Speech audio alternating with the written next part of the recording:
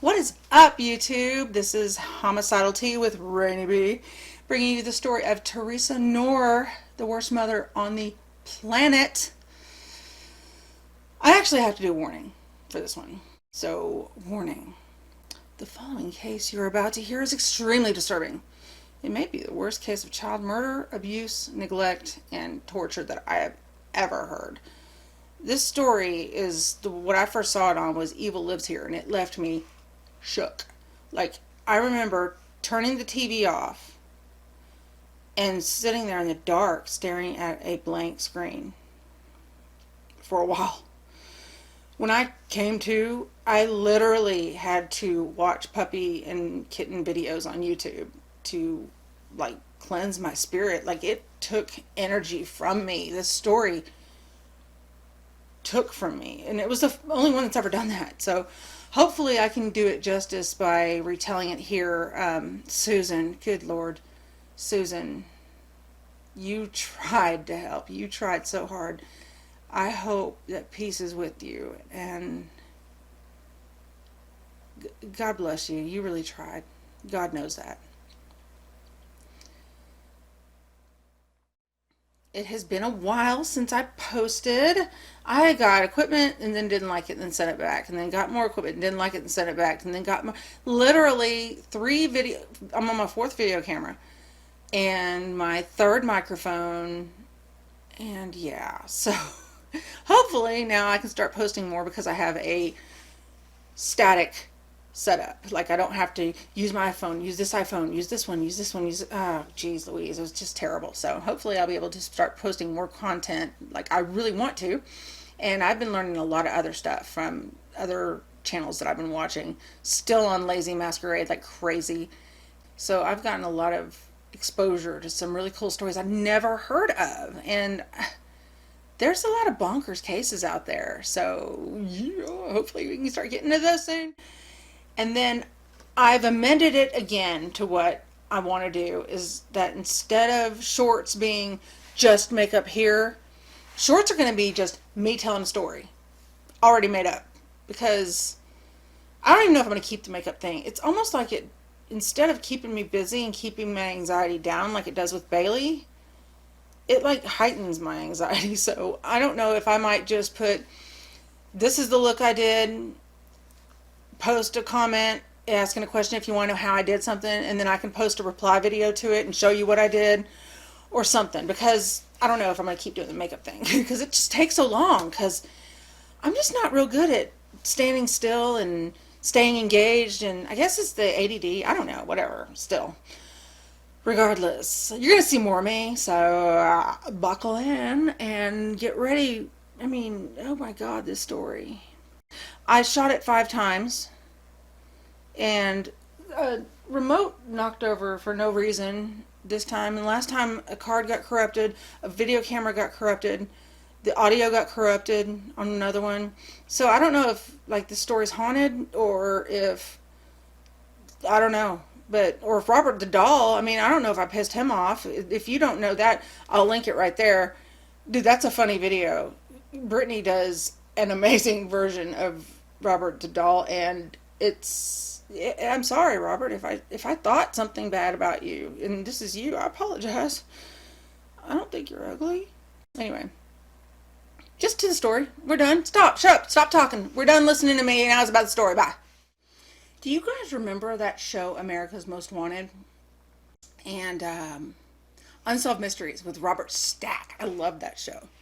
But a lot of good was done by those shows. And in 1993, after America's Most Wanted had aired a segment about a murdered and unidentified young woman, actually there were 2 of them, they were in their teens to early 20s, and then both of their cases had gone cold.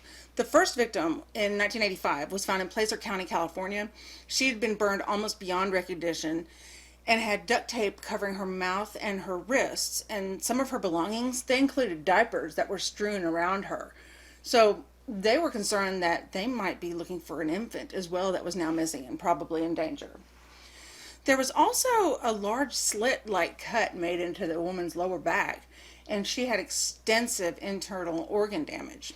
Now, the second victim, She was stuffed in a large popcorn box, kind of like the ones from the movie theater, and she was hogtied and dumped near Martis Creek Lake. Now that's in Truckee, California. Now her remains were way too decomposed to really isolate a cause of death, but one distinguishing characteristic about her was that she had two chipped front teeth. But no one had reported either woman missing, so both their cases went cold. That's why they were on America's Most Wanted, just to see if there was anybody that had an inkling as to what happened to these poor women. Well, that woman on the tip line was that woman. Her name was Teresa Noor, and she had a story of cruelty to tell. The two bodies, she told the operator, were her older sisters, Susan and Sheila. The murderer, their mother, Teresa Noor. Terry had ran away from home when she was 15. She was living on the streets. She had mental disorders and comorbidities of addiction and things like that. And so, being homeless and all that kind of thing, it really put her in position to be arrested often. And every time she would tell the police of her stories, nobody would believe her. She said her mother was this true evil monster who had killed both of her sisters, but nobody, not even her therapist, believed her. Placer County Sheriff's Department, they did though. And it was indisputable that Terry knew all the details of their case, and they fit with their unsolved Jane Doe. Same with Nevada County. So they recognized the story as well. Finally, somebody believed her. Teresa Cross Noor had always been a just manipulative bitch. She was extremely controlling. Sure, she had some screwed up things happen to her when she was a child. Her mother actually died of a heart attack in her arms when she was little. So that will scar you. But, that's a cakewalk compared to what she put her kids through. She dropped out at 16 years old from high school, and she married Clifford Sanders to get away from her home life, which was abusive. Her dad was a raging alcoholic as well. But, even after she had her first child, Howard, with him, her ex-husband had been cited as telling his friends about how abusive their relationship was. Now, they fought constantly, and Clifford was no angel either. He used to beat the living tar out of her as well. In July 1964, Clifford had enough. He was leaving then pregnant Teresa, and he said that was it. He was done. He was out. No, you're not. Teresa shot him in the back as he was walking out the door. She was a good shot, too. Slug hit him right in the heart and killed him instantly. Now, she claimed self-defense, and it worked. She was acquitted. So now, a single mother of two, her door became a revolving one, with men coming in and out of her children's lives. Now, one who stuck around was named Robert Knorr. Now, she had 4 more children with him: Susan, Robert, William, and Terry. Robert adopted Howard and Sheila, and he changed their last names to Knorr. Now, here comes crazy Teresa's heavy drinking, accusations of infidelity. It drove him away. And, it sounds like borderline personality disorder, and I understand that. I personally dealt with that. It's horrific. The abuse that comes of it that affects us long into adulthood. And it sucks, but this ain't about me. But anyway, Robert, he got away without being shot at least, and he still wanted to, stay in contact with his children. Well, Teresa wasn't having any of that, and that was that.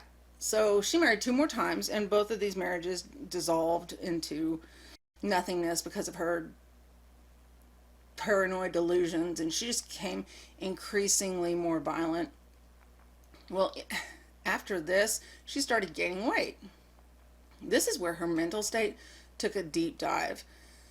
She started to hallucinate laughter, and she would accuse the kids of laughing at her, and when they would protest, she would enlist the help of the other children to hold the target victim down while either she or the other kids beat the victim of the hallucinatory laughings.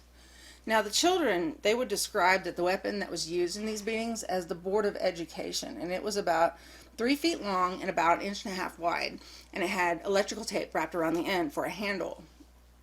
Now, one of the weirdest things is that she would have them do menial tasks in the backyard, like in the heat, dig holes and then fill them up, and then dig holes and then fill them up, and then she would also have them like stand on their knees all night until sunlight came. And if they dozed or anything, she'd either beat them with the board or burn them with cigarettes, whatever weapon she had nearby. And this was all the way until sunrise. When sunrise came, the demons would be considered gone. They could go to their room. Okay. Now, one night she came home in a particularly giddy mood, and this was a real treat for the kids because she was always pissed. So they were pretty excited at the fact that she was in a good mood. So when she said, "Hey, I want to show y'all something that I learned at the bar," they were like, "Okay, okay, we want to see, we want to see." So they all ran in there and they were laughing with their mom. And she said that she said I was playing darts, and this guy brought out a set of throwing knives. She told the kids that she wanted to show them how good she was at throwing these knives. So she had the kids stand against the wall and use them as the targets to miss and show how accurate she was. Well, William was first, and so he went against the wall. She missed him, showing how great she was, and then so he hightailed it out of there. He was scared to death. Well, then the second one, she said, "Sheila, go stand against the wall." Well, this time she hit the kid, and like Sheila stood there. The knife luckily bounced out of her. It didn't like lodge in, but she was still injured. And then she blamed Sheila, saying, "You're trying to make me look bad." Girl, you don't need help looking bad.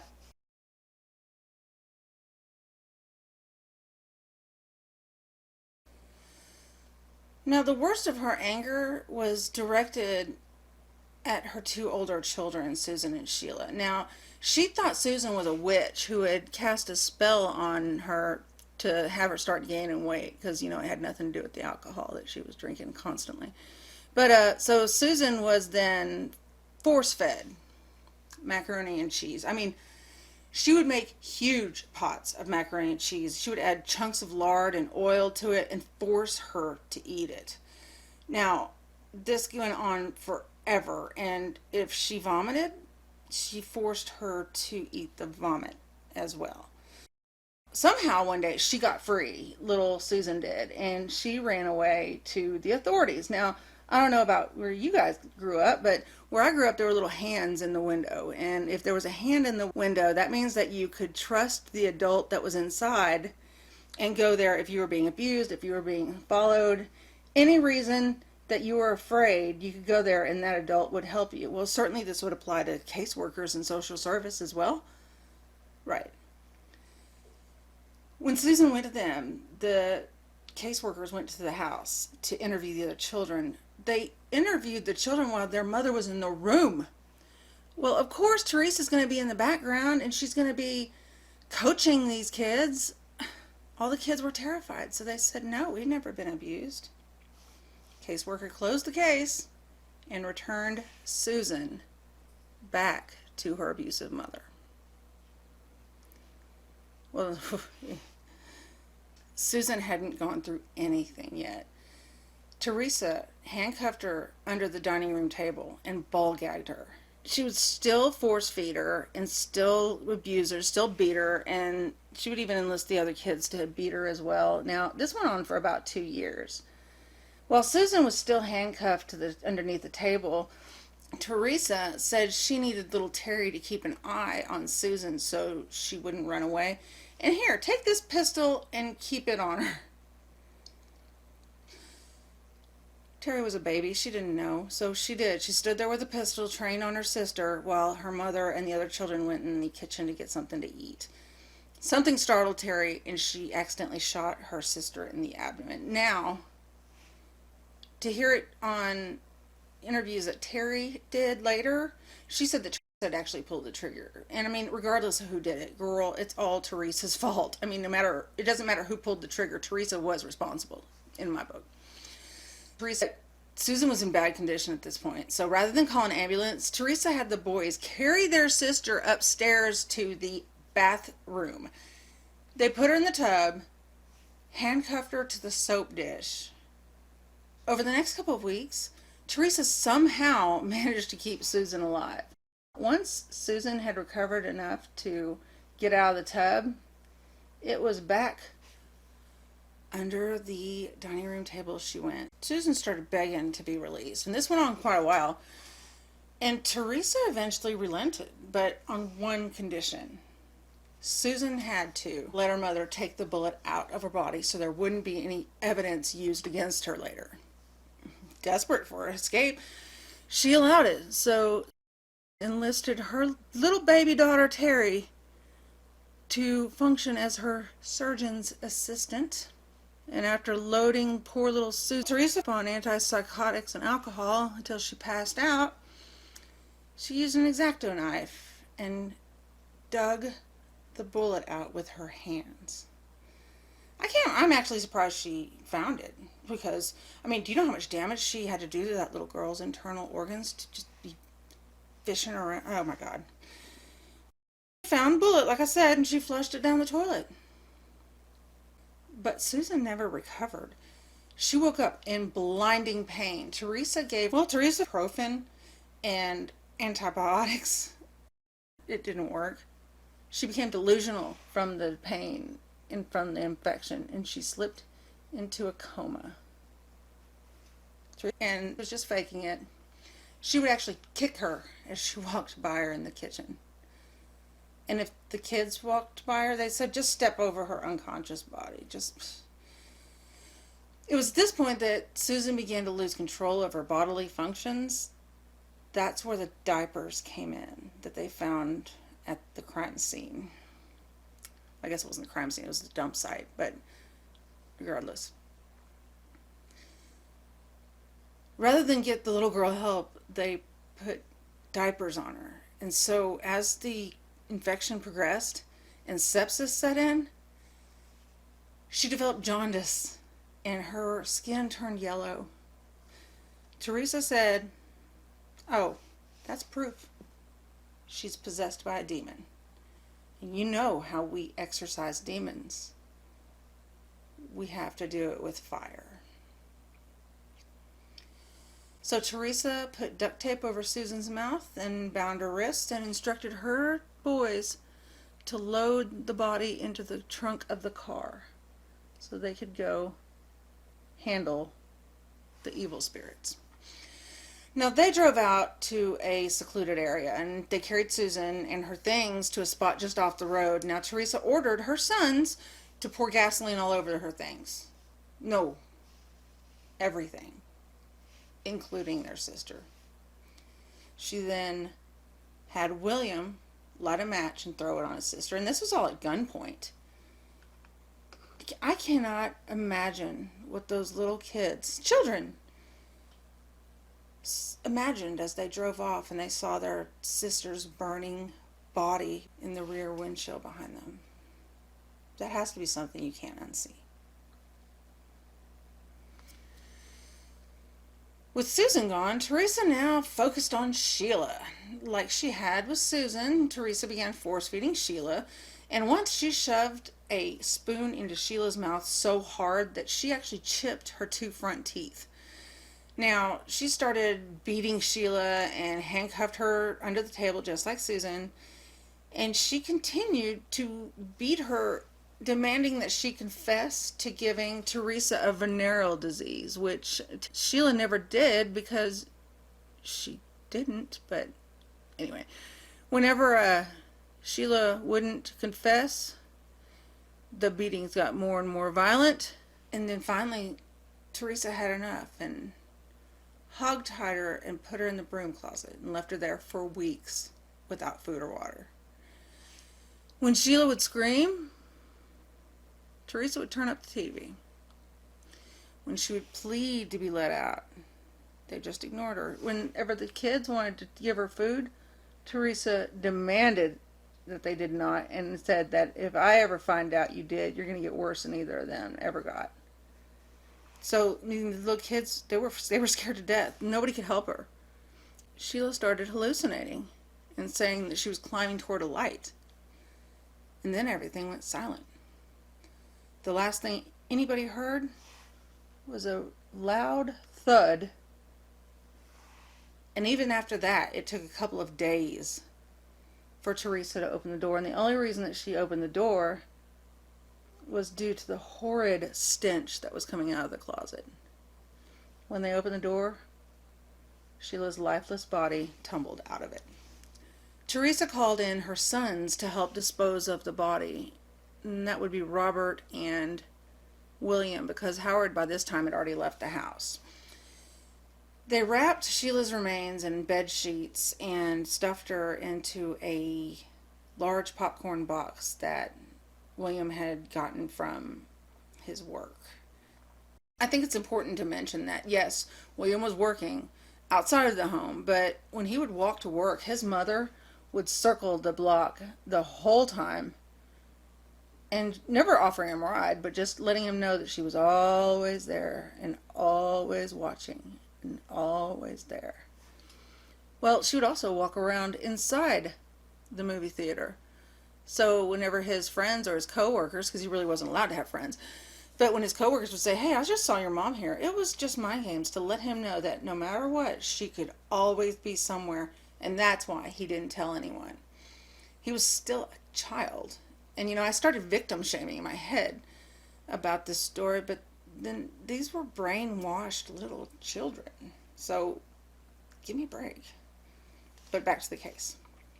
Now, while they were tending to Sheila's body, Terry was ordered to clean the closet where her sister had died. Meanwhile, Teresa and her sons drove out to a secluded spot to dump and burn Sheila's remains, but they were going to do the exact same thing they'd done with Susan. But before they could unload the box, a police officer actually pulled over and asked them what was going on. And thank God, right? I mean, finally, this was going to be over. Wrong. Teresa was able to talk her way out of it above any suspicion by claiming that her boys had to use their bathroom. The policeman remarked about smelling decomp and said that a deer must have gotten hit and told them to move it along and find somewhere else to use their bathroom. So they drove out to Martis Creek Lake and dumped the box with Sheila's remains. They were too spooked from the officer to stay around and try to set it on fire. They just were scared they were going to get caught, so they just came home. Now, Terry's recollections, they stunned the police officers. They could hardly, imagine the level of cruelty that she had described. Now, the details of the case, though, they aligned too neatly with the crime scenes to be dismissed, and they answered a lot of questions that had baffled investigators for years. Forever. So, why were those diapers there? And what was that gash on the back of the Jane Doe out at Placer County? But in November 1993, arrest warrants were issued for William, Robert, and Teresa Noor. Robert, he was pretty easy to find. He was in a Nevada prison for shooting and killing a bartender in a robbery years earlier. Now, William was living and working in Woodland, California, so they found him pretty easily. Teresa, however, she was a little bit of a harder nut to crack.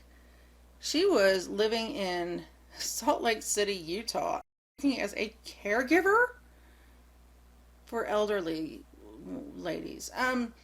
Okay.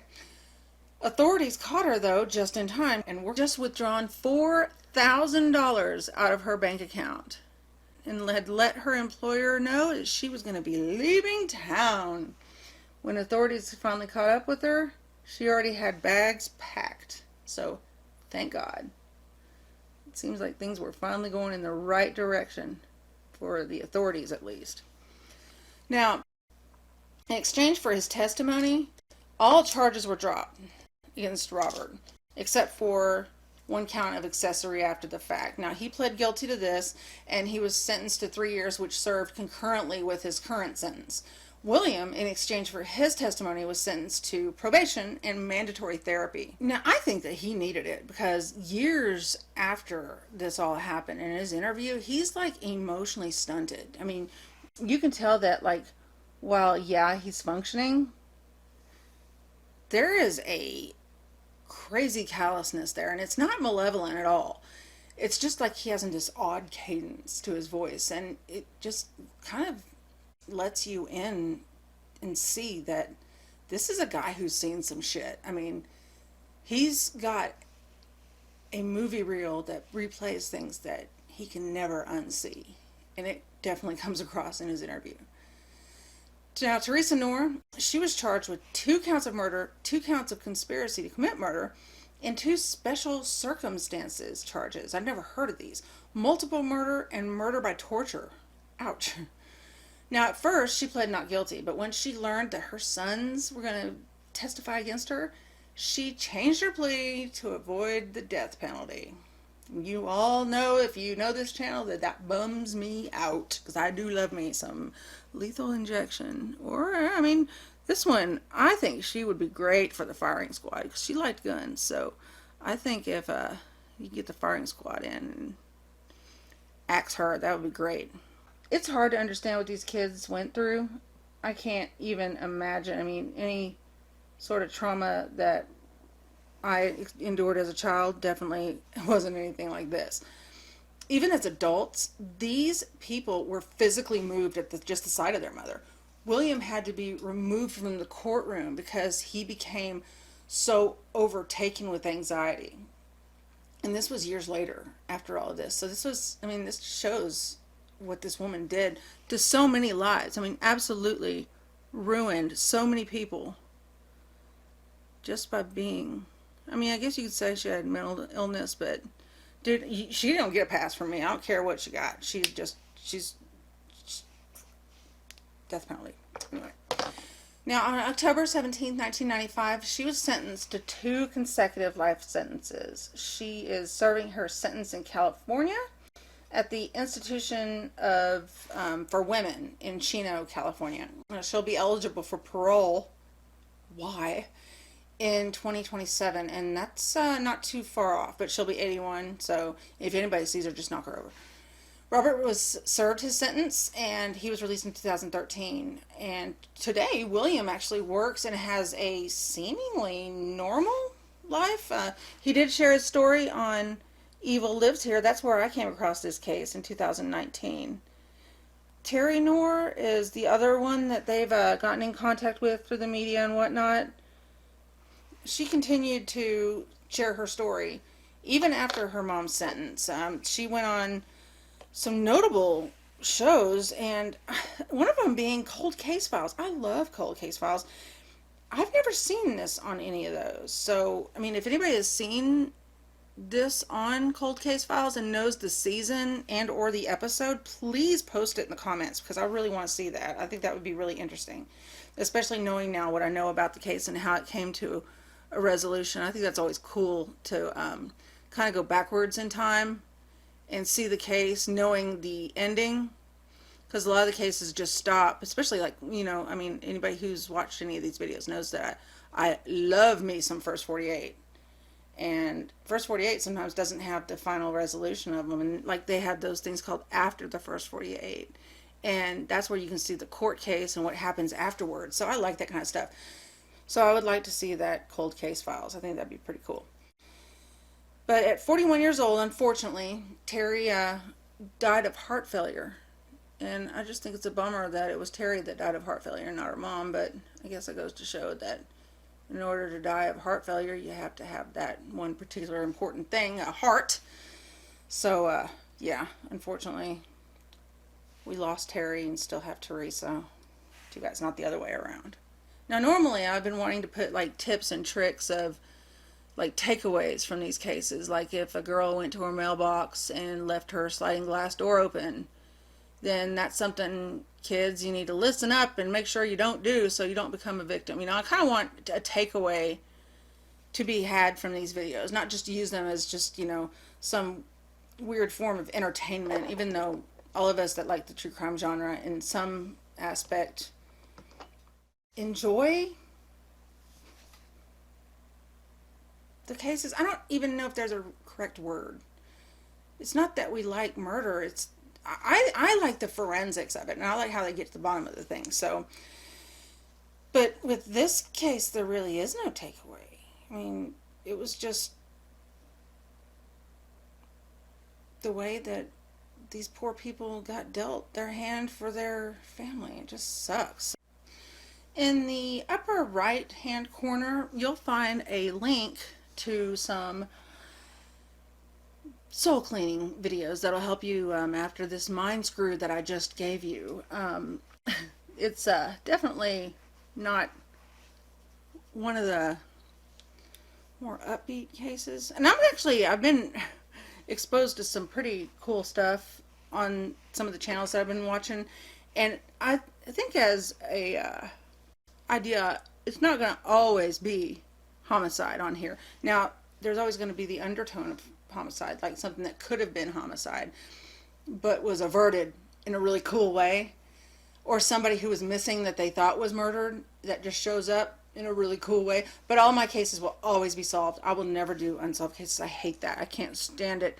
Like, there's a bunch of channels that I want to watch, but I'm like, because it'll just say cases, unbelievable cases of true crime, and I'm like, oh, and then I think, no, because I need a resolution. So in addition to the takeaways that I want to start doing, I'm also wanting to start doing the OAB flashes. And whenever you see OAB pop up anywhere on the screen, that is going to be short for old ass bitches. Because, you know, if you're 20 and you're watching these beauty things, and, you know, I mean, I really can't stop in the middle of a case and be like, okay, well, they found the body and it was torturous to the victim. Hey, you know what? If you use this kind of oil in your foundation, it definitely gives you a glow. I mean, just have a little bit of, you know, continuity. That's what I'm saying. But that's what the OAB little flashes are going to be for. So if you're an old ass bitch like me, you'll definitely like these little tips that I give you. I hope. And the first one that I flashed up, which you guys were probably like, what the hell does that even mean? Is whenever you do any sort of work on your eyelids after a certain age, that skin isn't as taut as it used to be. And unfortunately, it's really easy to, as you're dragging something like a cream shadow or an eyeliner, it's really easy for the skin to wrinkle on top of itself. And then whenever you lift up, you've got a zigzag, and it sucks. Well, the way that I avoid that to do this contouring, it's technically not a cut crease, but it's just kind of a modified version for work, because cut creases are really dramatic. So having that in fluorescent light, it's kind of like, whoa, girl, tone it down. Well, whenever you want to do that, it's good to use a cream, and I just use a base, and this is just a little white base that I got off of Amazon. I get everything from Amazon, but it's a really opaque white. But if you do it after you've done the contouring on your eyelid, some of that cast off that will come from those darker colors, there's going to be granules on your eyelid. They're going to mix in with this white and give you a really nice finish. So it's a really good palette to either add to, like with my really loud fluorescent looks, I love using the white base because it makes the colors pop. So that was the first OAB place. The second OAB flash came up right after I got finished doing my mascara. This is just, whenever you're doing your lower lashes, ladies of maturity, don't try to talk. Don't try to do anything but your lower lashes, because you get one little teeny itty bitty microscopic nanoparticle of mascara in that area. And I don't know about you, but whenever I touch this skin at all, oh, girl gets mad. And it takes hours for those little wrinkles to leave that I just caused by just messing with it. So it's best to leave that skin alone. If you're talking to someone, or if you're getting ready with a friend and you're drinking wine and whatnot, put the wine down, shut up for a second, do your lower lashes, give them and that little skin the care they deserve. Otherwise, you're going to be looking like a straight mess later. Those are really the only two OAB tips that I have for this video. Trust me, as I think of more when I'm doing my makeup, I'll definitely post them. But I've got a lot of tricks in my bag whenever it comes to trying to look younger, using the techniques of the young girls, but doing modifications for us OABs. With that being said, thank you so much for watching my channel. If you like true crime and makeup and enjoy solved cases with a little OWAS mixed in there, because that's what I call other weird ass shit, please click here to subscribe to my channel, and then click here to keep watching. Thank you so much again, and I will see you guys real soon.